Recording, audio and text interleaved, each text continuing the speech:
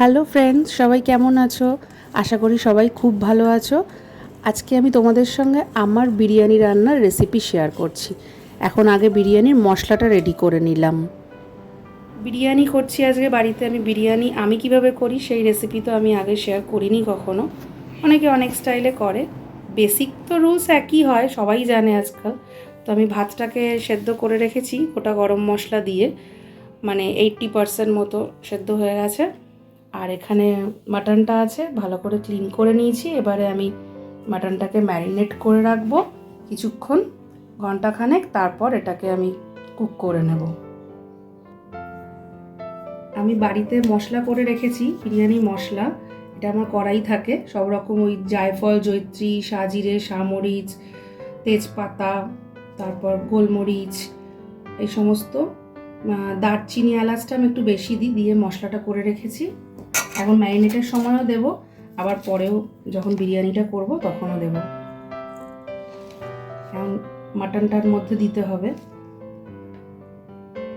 দিয়ে দিলাম আদা রসুন পেস্ট দেব। মাটনে তো আদা রসুনটা না দিলে মাটনের একটা স্মেলও আছে। আদা রসুনটা দিলাম। দই দেব,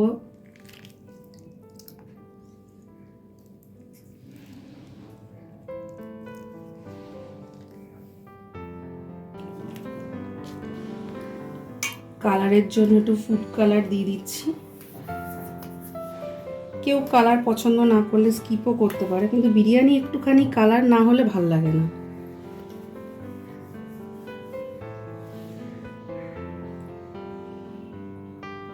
পরে লাগবে যখন দুধটাকে আমি তখন একটুখানি আবার কালার দিয়ে ভিজে রাখবো। এখন একটুখানি দিলাম, এতে একটু গোলাপ জল দিয়ে দিচ্ছি।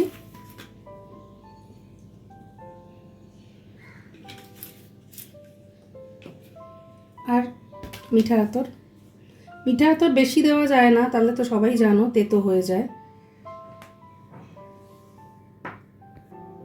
দিয়ে দিচ্ছি নুনটা তো চালটাকেও নুন দিয়ে সেদ্ধ করা আছে, তো নুনটা আন্দাজ মতো দিতে হবে। অনেকটাই মটন আছে, তাই দিলাম নুনটা। এবার ম্যারিনেট করে রাখবো কিছুক্ষণ, তারপর মাংসটা করে নেব।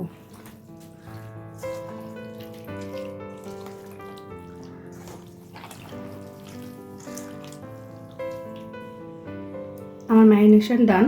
বাঙালিরা একটু হাত না লাগিয়ে করলে, বাঙালি বলো আর যাই বলো, একটুখানি হাত না লাগিয়ে করলে মনে হয় ভালো মতো হয়নি। তো এটা ম্যারিনেশন ডান হয়ে গেছে। পেঁয়াজ বেরেস্তা করছি বিরিয়ানির। বেরেস্তা তো লাগবেই, পেঁয়াজটাকে বেরেস্তা করে নিচ্ছি লাল লাল করে।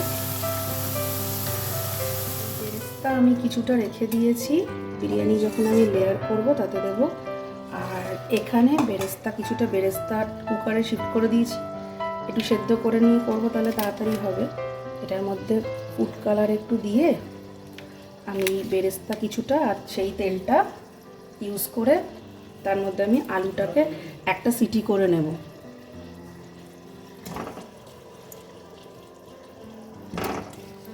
তারপর এইটাতেই আমি আবার যে মাংসটা ম্যারিনেট করে রেখেছি সেটাকে সেদ্ধ করে নেব।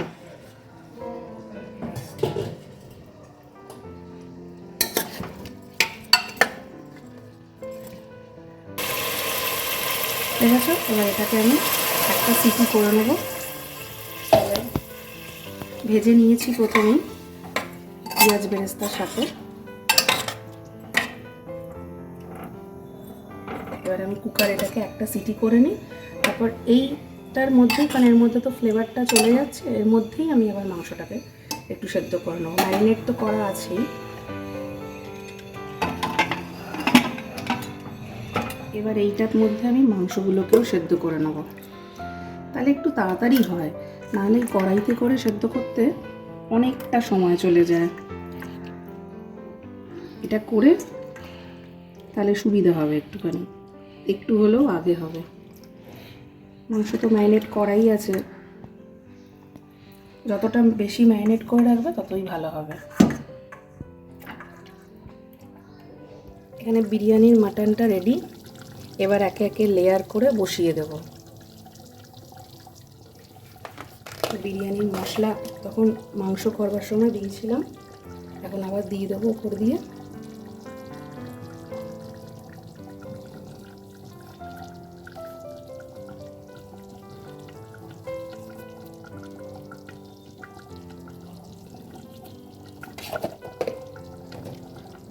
আলু বখরা দিয়ে দেবো।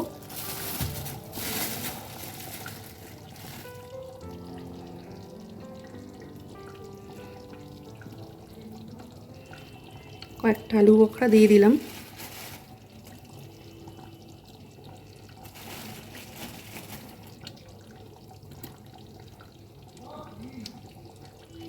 এবার দিয়ে দেবো খোয়া ক্ষীর দিয়ে দিচ্ছি।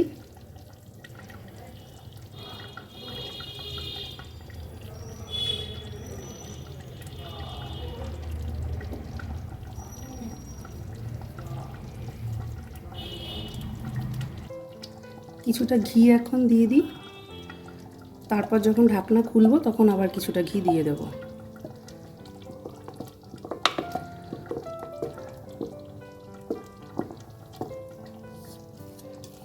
পেঁয়াজ বেরেস্তা দিয়ে দিচ্ছি কিছুটা এখানটা, কিছুটা তারপর আবার ভাতটা রেডি করা আছে তার উপর দিয়ে দেব।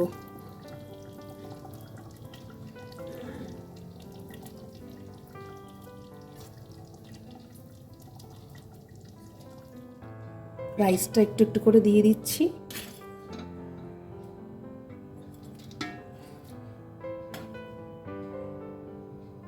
গ্যাসটা এই মুহূর্তে বন্ধ করে দিয়েছি, একটু হয়ে যাক আগে, তারপরে আবার জ্বালিয়ে দেব।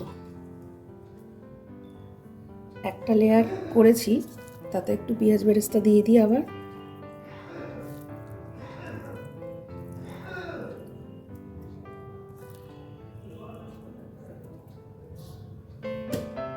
একটু বিরিয়ানির মশলা,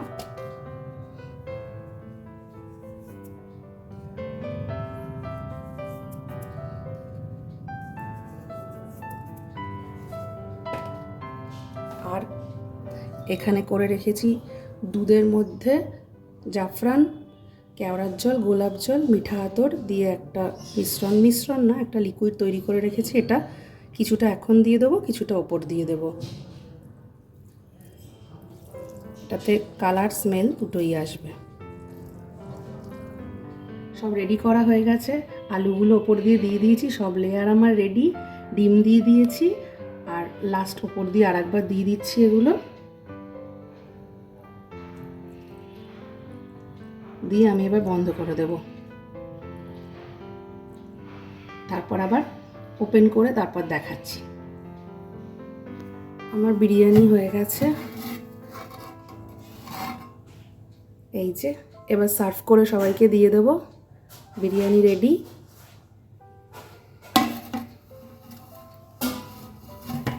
তো আমরা এখন খাওয়া দাওয়া করে নিই, আর ভিডিওটাকে এখানেই শেষ করে দিচ্ছি।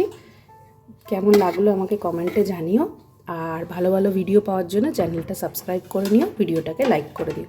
Thanks for watching. ততক্ষণের জন্য টাটা।